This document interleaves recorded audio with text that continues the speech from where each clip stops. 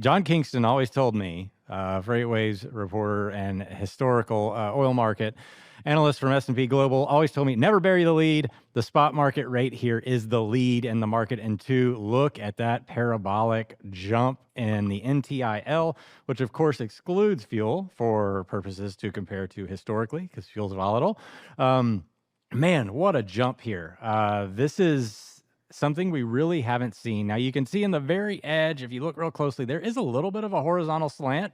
So it jumped up real quick, and then it's kind of stalled out a little bit here in the last day. So maybe an early sign that this may be more like a road check week than something sustainable. Time will tell. Let's go to the map next and look at where spot rates are increasing the most. Here's something that actually really took me off guard in the way that this was not necessarily a regional thing. Like 2 days ago, the Midwest, right around Chicago, was dark blue, but most of the country was blue. That's an indication of increasing rates in the blue markets. The reds are the decreasing rates. And this heat map was mostly blue all over the country. So it wasn't just isolated to the Midwest, although the Midwest did seem to get it a little bit more aggressively. That has since calmed down a little bit here across the country, but again, we will see. Let's go to the next chart.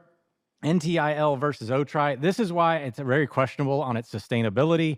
OTRI is there in the yellow. It has not moved. It does not care that we had this amount of capacity come offline. But of course, the OTRI measures more the contracted, larger carriers, larger shipper environment. This is not that group that is being targeted on the ICE rates necessarily as much.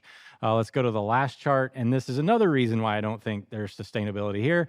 Outbound tender volume index continues to drop and drop and drop. And we are now 20% lower year over year on the tender volume index. That is not a great sign economically. However, this is also a seasonal downturn here in the first couple of weeks of October.